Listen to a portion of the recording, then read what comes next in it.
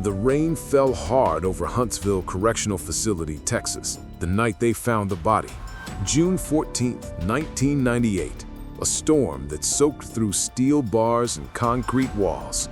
Guards were running towards cell block D, where the alarms screamed like dying animals. Inside cell D214 lay an inmate, 43-year-old Raymond "Big Ray" Monroe, face down in a pool of his own blood. His cellmate, a quiet man named Luis Ortega, sat against the wall staring at nothing. There was no weapon, no witnesses, and no cameras back then, just the eerie hum of flickering fluorescent lights and the sound of rain hammering the metal roof. The warden called it a fight gone wrong. In a maximum security prison, that explanation fit too easily. Within hours, the official report was filed. Inmate on inmate violence. Case closed. Ortega swore he didn't do it, said Big Ray had enemies in places you wouldn't believe, but no one cared to listen. In prison, truth is as slippery as the blood they scrub off the floor. For 2 decades, the name Raymond Monroe faded into the system's forgotten files. But in 2021, a new cold case initiative reopened dozens of unexplained prison deaths, and Monroe's file ended up on the desk of forensic analyst Dana Rowe. She wasn't supposed to look too deeply. The state just wanted cleaner records. But the photos caught her eye. The bruising, the angle of the wound, and one detail everyone missed back then: a faint streak of blood on the bottom of the bunk. It wasn't Monroe's. Dana ran it through CODIS, more out of curiosity than hope. Days later, her screen flashed. Partial match found. The DNA belonged to another inmate, one who wasn't even in Huntsville when the murder happened. That was impossible. Dana double-checked, same result. The system confirmed that the blood matched a man named Elias Mercer, a former corrections officer who left the job in 1999 under personal circumstances. He'd vanished from public record soon after. Rowe's instincts told her something was off. If Mercer's DNA was in that cell, it meant one thing. This wasn't inmate violence. It was a cover-up. She brought the finding to her supervisor, who told her to leave it alone. The next morning, her report was erased from the digital system. Gone, like it never existed. That night, Rowe got an anonymous email with no sender ID. It contained a single image, a photograph of a rusted key stamped D214. The message below it read, "You're looking in the wrong direction." He wasn't the first. Her hand shook as she read it. The timestamp on the email was 3:16 a.m. That was the exact time Raymond Monroe's death was logged, 23 years earlier. And when Rowe went back to the lab to recheck the blood sample, it was gone. Every trace of it. 3 days after the blood sample vanished, forensic analyst Dana Rowe was officially pulled from the case. Her clearance was revoked, and she was reassigned to property crimes, a quiet desk job where she could do less damage. But Dana wasn't done. She printed what fragments she had left: a single lab screenshot, a timestamp, and a fragment of Mercer's DNA record. Then she started digging into Elias Mercer's past. Mercer had joined Huntsville Correctional in 1993, a decorated ex-Marine with a reputation for discipline. But in 1999, just months after Monroe's death, he abruptly resigned. No charges, no misconduct, just a quiet exit. His personnel file was sealed under security protocol. Dana found one address linked to him, a rural property outside Walker County, abandoned for nearly a decade. The house was empty, the mailbox stuffed with yellowed flyers. But in the garage, under a tarp, she found something strange: a locked metal trunk stamped with the state corrections logo. She called a friend in evidence recovery, Detective Ryan Hales, someone she trusted from her academy days. Together, they pried open the trunk. Inside were old inmate files, faded photos, and one unmarked cassette tape. They found the recorder in a desk drawer. The tape clicked once, then hissed. Static, then a man's voice. "This is Mercer. If you're hearing this, something went wrong. Cell Block D wasn't supposed to happen that way. They told me it was a routine transfer. They lied. The voice trembled. Raymond Monroe was part of an old experiment, a test for inmate informants. He had information about a drug ring inside the staff network. They wanted him gone, but not like that. I didn't kill him. I just opened the door. Dana froze. Her pen dropped. Mercer continued. The night he died, there were 3 men in that cell. One wore a guard's uniform, but he wasn't on any shift log. Afterward, the logs were wiped. They said if I spoke, I'd end up like him. So I ran. Static swallowed the rest. Hales replayed the recording, his face pale. If this is real, someone on the inside ordered that hit.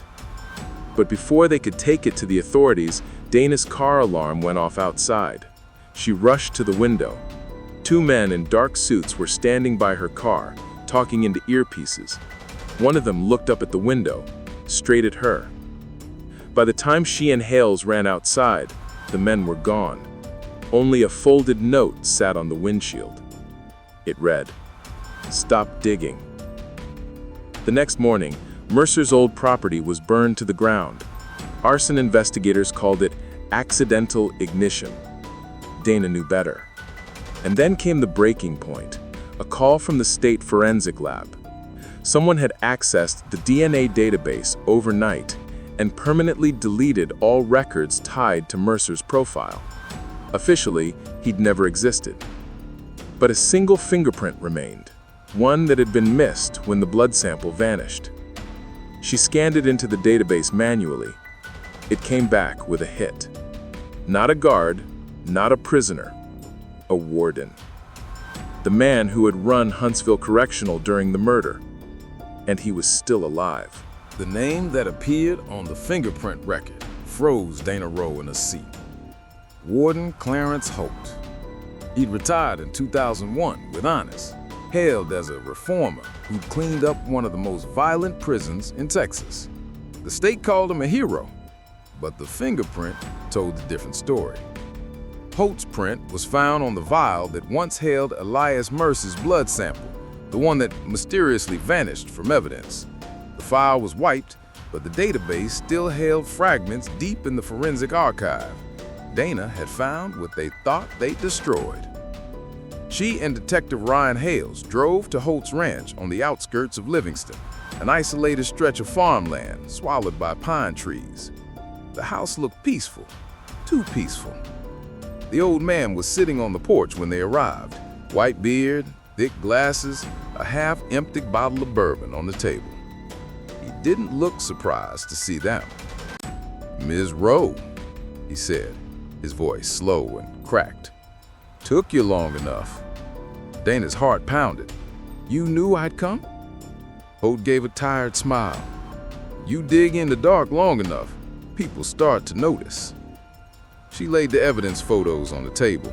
Monroe's body, the missing DNA, the blood streaks. Raymond Monroe didn't die in a fight. He was executed. Why? The old man stared at the images for a long moment. Then he poured another glass. "Monroe was an informant," Holt said quietly. "We were trying to root out a ring of officers smuggling narcotics inside of there. But when we got close, someone above me decided exposure was bad for business. They ordered it cleaned up. I was told to make it look like inmate violence." "And Mercer?" Holt nodded slowly. "He was a good man. Too good. He found out the third man in that cell wasn't an inmate. It was an undercover federal agent, the same one investigating the smuggling ring. When Mercer threatened to go public, they silenced him too." Dana felt her throat tighten. "You helped cover it up?" Holt admitted. "I signed the report. That's all it took. The Bureau buried the rest. I thought if I retired, I could forget it. But guilt has a way of clawing back to the surface." Holt reached into his coat pocket and pulled out a small envelope. Inside was an old Polaroid photograph. Cell Block D, taken the night of the murder. In the corner of the frame, blurred but visible, was the face of a man standing behind the bars. Not an inmate, not a guard. It was a federal marshal, later identified in records as Agent Neil Crawford, a name that had since vanished from every active government database. Hales whispered, "So the feds ordered the hit?" Holt looked at him, eyes hollow. "No. Crawford went rogue. He was on someone's payroll. He wanted Monroe dead because Monroe was about to expose the entire network, including people outside the prison, politicians, judges, people who still walk free." Dana felt the weight of decades pressing down. "So you hid it?" "I hid it," Holt said, voice breaking. "And now they'll bury you for finding it." Before Dana could respond, a shot rang out. The sound echoed through the trees. Holt slumped forward, blood spreading across his chest. Through the shattered glass door, Dana saw movement, a shadow slipping into the woods. Hales drew his weapon and ran after it, but the shooter was gone before backup arrived. Holt's final words were barely a whisper. "The truth is in the chain of custody file. Locker 8C, basement level." The next morning, the Huntsville Correctional Evidence Wing was sealed under federal order, classified for national security. But weeks later, an anonymous upload appeared online. Scanned files, forensic reports, and a digital copy of Mercer's tape. It all traced back to Locker 8C, confirming everything Dana had uncovered. The case was never reopened. No arrests, no public statement. Yet one chilling detail stood out in the leaked evidence. A DNA tag from 2021, freshly logged under a new case number. The same profile matched blood found at a different prison across the state. The label read, "Unidentified Correctional Officer, Incident Pending." The pattern had started again. If you thought this story ended here, it doesn't. Because somewhere behind those concrete walls, another secret is waiting to be uncovered. Subscribe, and you'll know when it surfaces.